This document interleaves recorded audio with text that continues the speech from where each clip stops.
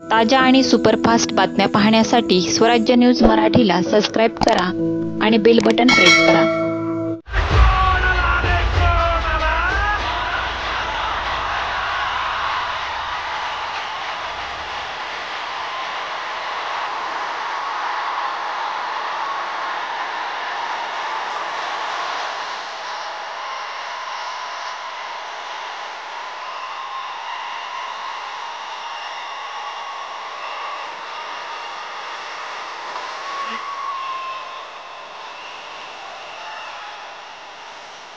या दोन्ही नेत्यांना विनंती करतो की त्यांनी छत्रपती शिवाजी महाराजांना पुतळ्याला पुष्पहार अर्पण करावा आणि या कार्यक्रमाचे औपचारिक सुरुवात.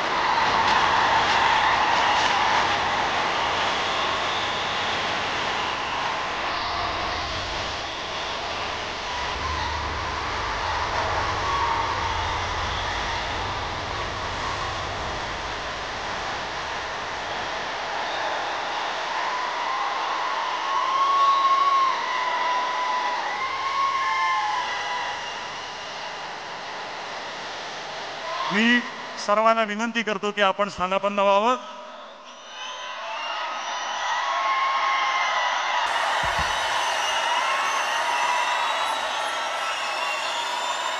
गेल्या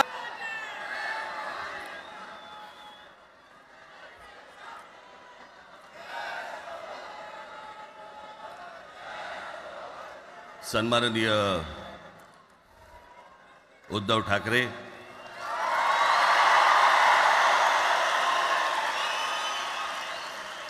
आणि माझ्या जमलेल्या सर्व तमाम मराठी बांधवांनो, भगिनींनो आणि मातांनो,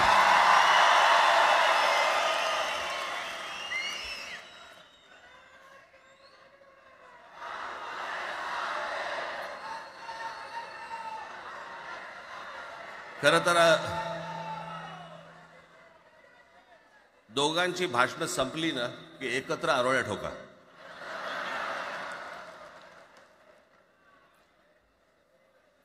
खरं तर आज मोर्चा निघायला पाहिजे होता.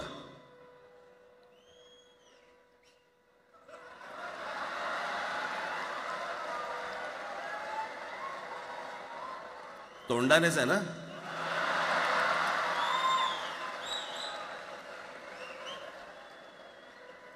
बस बस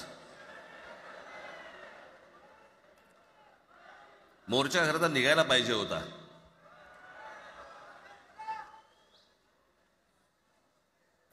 मराठी माणूस कसा सर्व बाजूने एकवटतो याचं एक चित्र मोठ्या प्रमाणावरती उभं राहिलं असतं.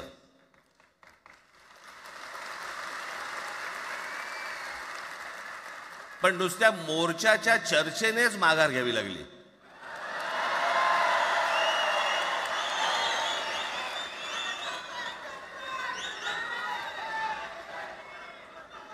खरं तर आजचाही मेळावा हा खरं तर शिवतीर्थावरती मैदानात व्हायला पाहिजे होता.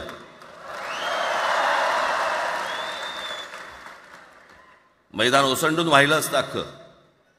पण पाऊस आहे, पावसामध्ये सगळ्या ठिकाणी अशा प्रकारचे काही जागा मिळत नाहीत फारशा मुंबईमध्ये, आणि म्हणून आज तुम्हाला सर्वांना इथे यावं लागलं. मी बाहेर जे उभे आहेत त्यांची मी दिलगिरी व्यक्त करतो की त्यांना आतमध्ये येता नाही आलं, परंतु आता काही स्क्रीनवरती आटपा.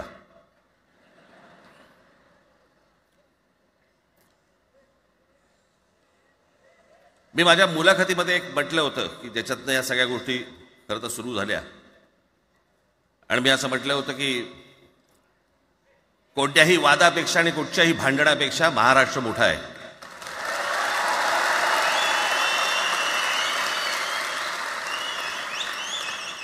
आज जवळपास 20 वर्षानंतर मी आणि उद्धव आम्ही एका व्यासपीठावरती आज येतो आहोत.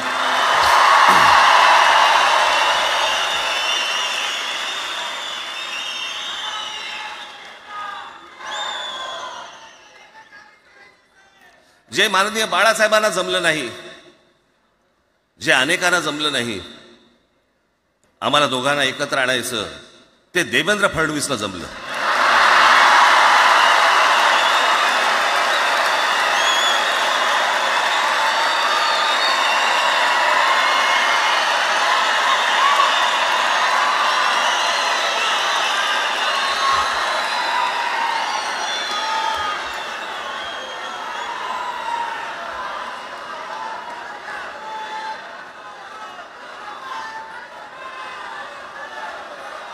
आता बऱ्याच सगळे चॅनल्सचे सगळे कॅमेरे तिकडे लागलेत, इकडे लागलेत. आता संध्याकाळी सगळं सुरू होईल. आता काय वाटतं, काय दोघांची बॉडी लँग्वेज कशी होती? कोणी कमी हसलं का, कोणी जास्ती हसलं का, कोणी बोलतायत का? आपल्याकडे मूळ विषय सोडून इतर गोष्टींमध्येच फार रस असतो अनेकांना.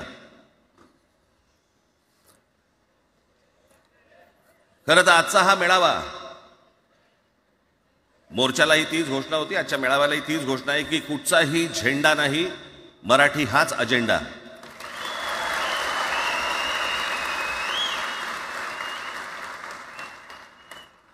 माझ्या मराठीकडे, माझ्या महाराष्ट्राकडे वेडावाकड्या नजरेने पाहायचं नाही कोणी.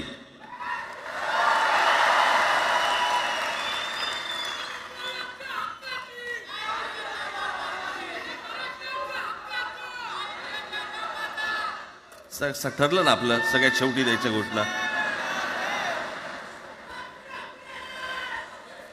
बसा, शांत बसा.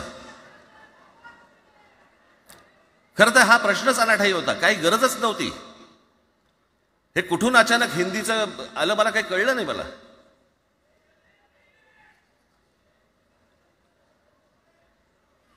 आणि हिंदी कशासाठी? हिंदी कोणासाठी? हिंदी त्या लहान लहान मुलांवरती जबरदस्ती करताय तुम्ही.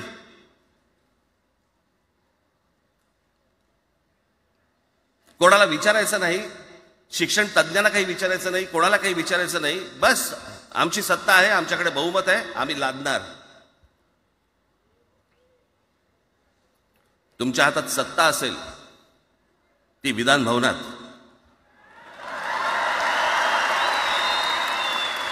आमच्याकडे सत्ता आहे रस्त्यावर.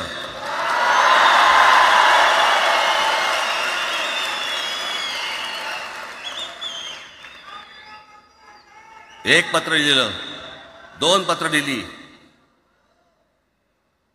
नंतर ते दादा भुसे माझ्याकडे आले.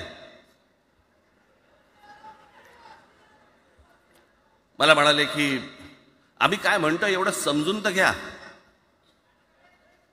एवढं काय म्हणतो एवढं ऐकून तर घ्या.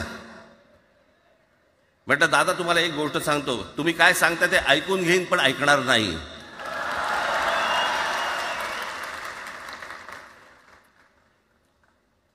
मराठीच्या विषयामध्ये त्याच्यात तुम्ही तिसरी भाषा लादताय. त्रिभाषा सूत्र, कुठलं त्रिभाषा सूत्र आणलं? त्रिभाषा सूत्र ज्या वेळेला आलं ते फक्त सेंट्रल गव्हर्नमेंट आणि राज्य सरकार, केंद्र सरकार आणि राज्य सरकार यांच्यामधल्या दुव्यासाठी म्हणून हे त्रिभाषा सूत्र फक्त आणलं. आज कोर्टातही नाही, तुम्ही हायकोर्टात जा, सुप्रीम कोर्टात जा, इंग्रजीमध्ये सगळ्या गोष्टी होतात. कुठे आहे त्रिभाषा सूत्र? मग मला सांगायला लागले म्हणे केंद्रीय शिक्षण धोरणामध्ये, त्या धोरणातही नाही, केंद्राच्या शिक्षण धोरणात, इतर कोणत्या राज्यातही नाही.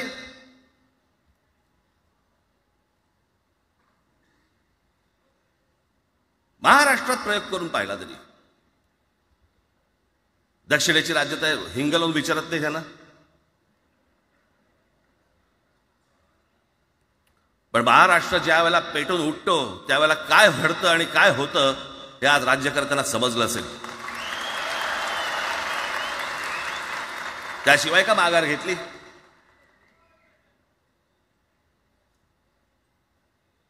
विनाकारण आणलेला विषय होता.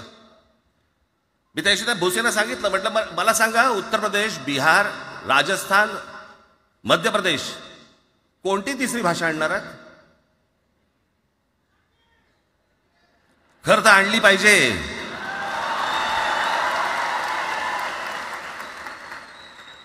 गंमत बघा, हिंदी भाषिक राज्य आहेत ती आर्थिकदृष्ट्या मागास, आणि हिंदी न बोलणारी जी राज्य आहेत ती आर्थिकदृष्ट्या प्रगत, आणि वर आम्ही हिंदी शिकायचं. यांना हिंदीतून राज्य नाही सांभाळता आली, यांना राज्यांचा विकास नाही करता आला. जे हिंदी बोलत नाहीत त्या राज्यांमध्ये हिंदी बोलत असलेल्या राज्यांमधनं नोकरी धंद्यासाठी लोक इकडे येत आहेत आणि हे म्हणतात हिंदी शिका. कोणासाठी शिकायचं? 5वी नंतर काय हिंदी चित्रपट सृष्टीमध्ये जाणार आहेत पोरगा? कोणासाठी शिकायचं? हिंदी भाषेबद्दल मला वाईट नाही वाटत. भाषा कोणतीही श्रेष्ठच असते, उत्तमच असते. मग ती मराठी असेल, गुजराती असेल, तामिळ असेल, पंजाबी असेल, बंगाली असेल, हिंदी असेल, अजून कुठचीही असेल. एक भाषा उभी करायला खूप प्रचंड तपश्चर्या लागते, खूप लोकांची मेहनत असते. एक लिपी उभी करायला खूप प्रचंड ताकद लागते.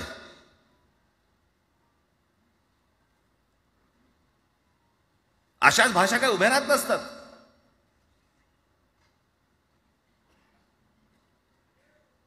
आणि या भाषेचं नवीन कुठून आणलं? त्या दिवशी अमित शहा म्हणाले ज्याला इंग्रजी येतं त्याला पुढे म्हणे लाज वाटेल, म्हणे मला इंग्रजी येतं. अरे तुम्हाला नाही येत?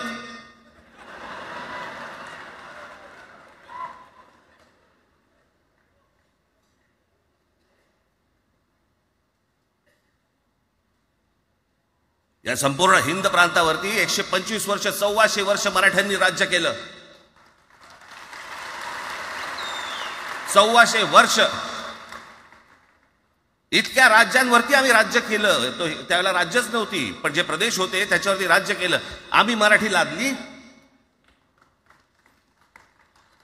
गुजरातवरती, मध्य प्रदेशवरती, राजस्थानवरती, पंजाबवरती, इतर सगळ्या प्रांतांवरती जिथे जिथे म्हणून अटोकपर्यंत पोहोचले होते मराठा साम्राज्य. आम्ही लादली. अरे हिंदी भाषा आहे 200 वर्षापूर्वीची भाषा आहे, महाराजांच्या काळात पण नव्हती.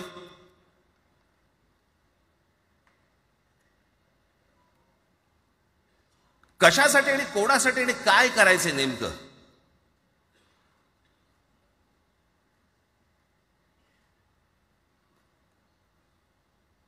यांनी फक्त चाचपडून पाहिलं, चाचपडून. मुंबई स्वतंत्र करता येते का याच्यासाठी अगोदर जरा थोडंसं भाषेला डिवचून बघू. महाराष्ट्र शांत राहिला तर पुढे ते पाऊल टाकू.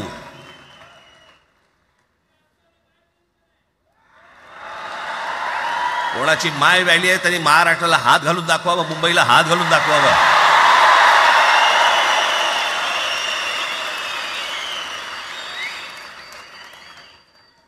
त्या मजाक वाटला काय? आम्ही शांत आहोत याचा अर्थ गांडू नाही आहोत.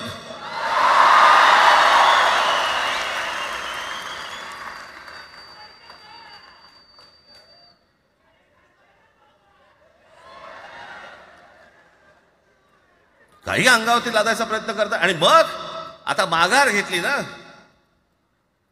मग माघार घेतली त्याचं काय करायचं? मग वेगळ्या ठिकाणी वळवा सगळं प्रकरण. वेगळ्या ठिकाणी म्हणजे कुठे? ठाकरेंची मुलं इंग्रजी मीडियम मध्ये शिकली, बरं मग पुढे? म्हणजे दादा भुसे मराठी मीडियम मध्ये शिकून शिक्षण मंत्री झाले, देवेंद्र फडणवीस इंग्रजी मीडियम मध्ये शिकून मुख्यमंत्री झाले. कुठे काय शिकले याचा काय संबंध?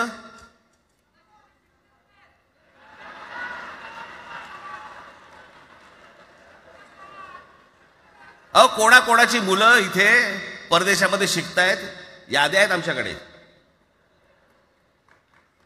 त्याचं काय करणार आहात तुम्ही? आणि त्याच्यात मंत्रिमंडळातल्या एक एक मंत्र्याचं हिंदी आहे का? फेफरं येईल, फेफरं.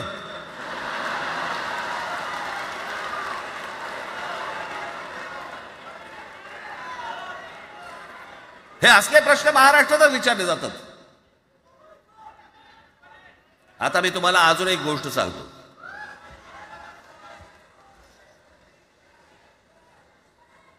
आम्ही मराठी मीडियम मध्ये शिकलो, हो शिकलो.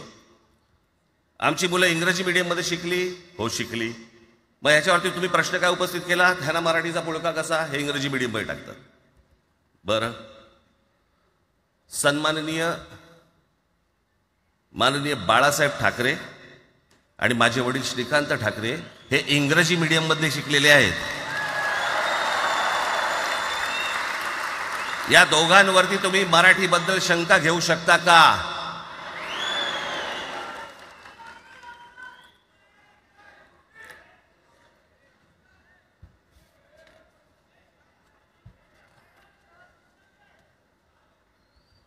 Lalkrishna Advani, Saint Patrick high school Christian missionary स्कूलमध्ये शिकले. हिंदुत्वावर शंका घेऊ का त्यांच्या? कॉन्व्हेंट स्कूलमध्ये शिकलेले आहेत अडवाणी. दक्षिण भारतामध्ये बघा, तमिळच्या प्रश्नावरती, तेलुगूच्या प्रश्नावरती कडवटपणे समोर येऊन उभे राहतात. कोण विचारते तर ना, तुमची मुलं कुठे शिकली आणि तुम्ही कुठे शिकलात?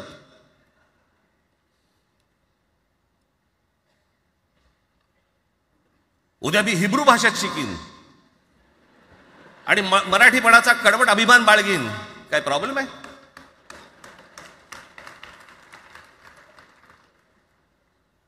मी आता तुमच्याकडे दक्षिणेतले इंग्रजीमध्ये, मी अगदी थोडक्यात यादी आणली आहे. दक्षिण भारतातील इंग्रजी माध्यमात शिकलेले नेते आणि अभिनेते: जयललिता, दोवेंतो English medium school, Stalin English medium school लायला, Kanimozhi presentation convent school, Udhayanidhi म्हणजे करुणानिधींचा नातू, डॉन बॉस्को, चंद्रबाबू नायडू वडील इंग्लिश टीचर होते, शिक्षण इंग्रजी माध्यमात झालं. पवन कल्याण, आंध्र उपमुख्यमंत्री, शिक्षण सेंट ॲन. नारा लोकेश, NTRचा नातू, चंद्रबाबूंचा मुलगा, Stanford school. Kamal Haasan, Santhome high school. अभिनेता विक्रम, मॉटफोर्ड स्कूल. अभिनेता Suriya, English medium. AR Rahman, आधी पद्मशेषाद्री बालभवन आणि नंतर मद्रास क्रिश्नरी हायस्कूल. परवा दिवशीचा एक प्रसंग सांगतो. एका व्यासपीठावरती तामिळनाडूमध्ये AR रहमान व्यासपीठावरती उभे होते. काहीतरी कार्यक्रम होता, त्या बाई तामिळमध्ये बोलत होत्या. अचानक ती बाई हिंदीत बोलायला लागली. त्याच्यावरती रहमानने तिच्याकडे असं बघितलं, बोलला हिंदी, आणि व्यासपीठावरनं खाली उतरला.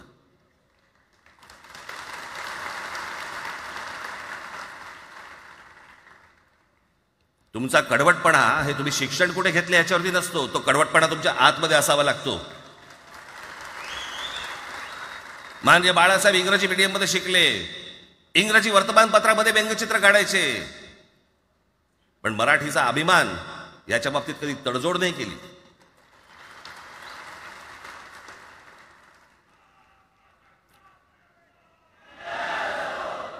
म्हणे एक भाषा म्हणे सगळ्यांनाच बांधून ठेवते. कुठची एक भाषा? आजपर्यंत काय वाकडं झालं? म्हणजे आपल्या संरक्षण खात्यामध्ये घ्या, आपल्या संरक्षण खात्यामध्ये जेवढी रेजिमेंट्स आहेत, मी फक्त तुम्हाला नावं वाचून दाखवतो. मद्रास रेजिमेंट आहे, राजपुताना रायफल्स आहे, राजपूत रेजिमेंट आहे, डोगरा रेजिमेंट आहे, सीख रेजिमेंट आहे, जाट रेजिमेंट आहे, पॅराशूट रेजिमेंट आहे, पंजाब रेजिमेंट आहे, ग्रेनेडियर्स आहेत, सीख लाईट इन्फंट्री आहे, मराठा लाईट इन्फंट्री आहे, गढवाल रायफल्स आहे, कुमाऊ रेजिमेंट आहे, आसाम रेजिमेंट आहे, बिहार रेजिमेंट आहे, महार रेजिमेंट आहे, जम्मू काश्मीर रायफल्स आहे, जम्मू आणि काश्मीर लाईट इन्फंट्री आहे, नागा रेजिमेंट आहे, गोरखा रायफल्स आहे, गोरखा रायफल्स आहे, त्याच्यानंतर तुमचं लडाख स्काउट्स आहे, अरुणाचल स्काउट्स आहे, सिक्कीम स्काउट्स आहे. इतक्या राज्यांच्या आज आपल्या संरक्षण खात्यामध्ये लोक आहेत आणि इतक्या रेजिमेंट्स आहेत. शत्रू दिसला की एकत्र तुटून पडतात ना. भाषेचा प्रश्न येतो कुठे?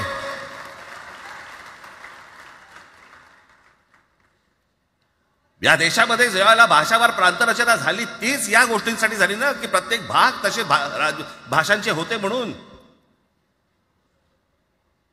मग या सगळ्या गोष्टी का सुरू केल्यात तुम्ही? कशासाठी सुरू केल्यात? काय याच्या मागचं राजकारण? आत्ता सांगून ठेवतो. आज तुम्ही सगळेजण मराठी म्हणून एकत्र आलात. आज महाराष्ट्रामधला तमाम मराठी आज मराठी म्हणून एकत्र आला. टाळ्या वाजू नका. मी काय सांगतोय नीट ऐका.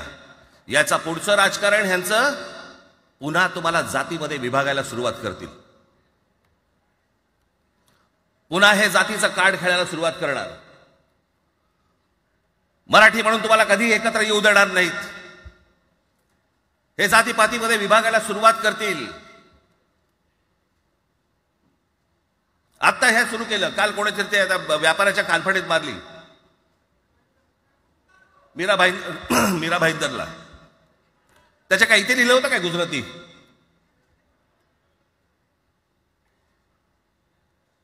पण एवढंही आपल्याकडे काही जे चॅनलमध्ये मराठी नाहीत, इतर चॅनलमध्ये हिंदी आणि याच्यात गुजराती माणसाला मारला, कुठच्या गुजराती माणसाला मारला? बाचाबाचीमध्ये समोरचा गुजराती निघाला, इकडचा मराठी निघाला, त्याच्यामध्ये काय गुजरात्यानं मारलं का? केवढे व्यापारी आहेत, अजून तर काहीच केलेलं नाही.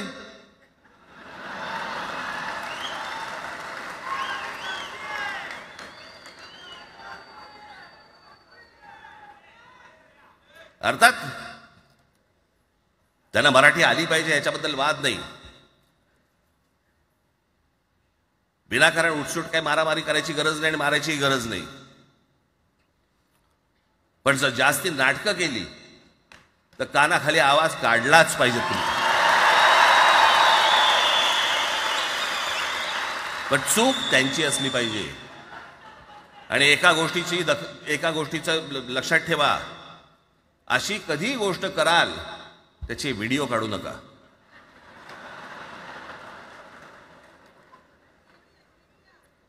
आपल्यामध्येच त्यांना कळलं पाहिजे. कळलं का? मारणारा कधी सांगत नसतो, मार खाणारा सांगत असतो मला मारला म्हणून. त्यांना सांगू देत. पण याचा अर्थ उठसूट कोणालाही उगाच मारायचं काही कारण नाहीये. अनेक लोक आहेत, अनेक गुजराती लोक आहेत, माझ्या अनेक परिचयाचे आहेत. माझे एक मित्र आहेत नयन शहा म्हणून, त्याला मी गुजराठी म्हणतो. तुमचा विश्वास बसणार नाही इतकं अप्रतिम मराठी तर बोलतोच, विनोदाचंही अंग आहे. आणि शिवाजी पार्क मैदानामध्ये फिरताना कानाला हेडफोन लावून पु ल देशपांडे ऐकणारा गुजराती आहे.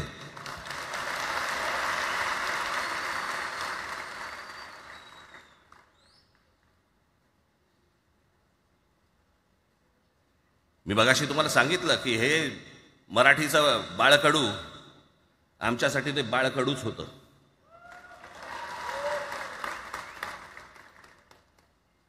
मी मागे एक प्रसंग सांगितला होता, आज मुद्दा म्हणतो प्रसंग सांगतो आपल्याला की हे आमच्या धमन्यांमध्ये आलं कुठून. मी एवढा महाराष्ट्रासाठी मराठीसाठी कडवट का झालो. लहानपणापासूनचे अनेक प्रसंग आहेत माननीय बाळासाहेबांबरोबरचे, पण मी एक प्रसंग कधीही विसरणार नाही. आणि तो 1999 सालचा आहे. त्या 1999 साली शिवसेना भारतीय जनता पक्षाची युती सरकार येणार अशी परिस्थिती होती.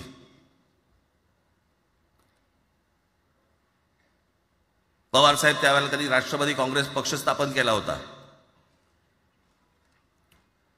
वेगवेगळे लढले होते. आणि मग सगळ्या त्या वादामध्ये, शिवसेना भारतीय जनता पक्षाच्या त्या वादामध्ये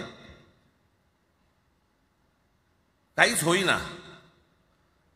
दिवसामागून दिवस चाललेत, परंतु काही होईना. एके दिवशी मी मातोश्रीला खाली बसलो होतो, दुपारची वेळ होती. अचानक 2 गाड्या लागल्या. साधारणपणे 3:30-4 वगैरे वाजले असते. ते जरा वेळेला नाव विसरतो, पुण्याचं कोण जावडेकर, प्रकाश जावडेकर आणि काही मंडळी आली. मला म्हणाले राज बाळासाहेबांना अर्जंट भेटायचंय. म्हटलं आत्ता ते भेटणार नाही. म्हटलं ती त्यांची झोपायची वेळ आहे. नाही म्हणे अर्जंट आहे. म्हटलं नाही भेटणार. म्हटलं मी तुम्हाला सांगतो. म्हटलं काय विषय काय? म्हटलं मी बोलायचं काम करतो. म्हटलं काय विषय काय? आणि त्यांना सांगा मुख्यमंत्री पदाचा विषय झालेला आहे. म्हटलं अच्छा, अरे वा. म्हटलं काय झालं? सुरेशदादा जैन यांना दोन्ही बाजूने आम्ही ठरवलंय की त्यांना मुख्यमंत्री करायचं. एवढं फक्त बाळासाहेबांना सांगायचं. ठीक. मी वर गेलो. रूममध्ये काळोख, शांतता. आम्ही अरे तुरेमध्ये बोलायचो म्हणून मी हाक मारली. म्हटलं हे काका गाढ झोपले होते. म्हटलं काका उठ.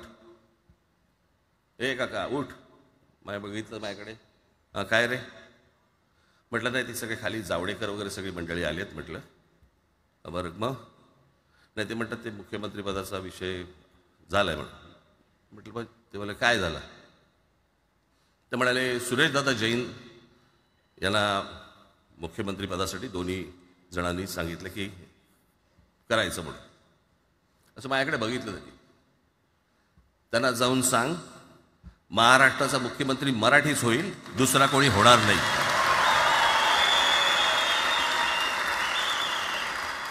मराठी या एका विषयासाठी मला तिकडे कळलं की या माणसाने सत्तेवर लाथ मारली.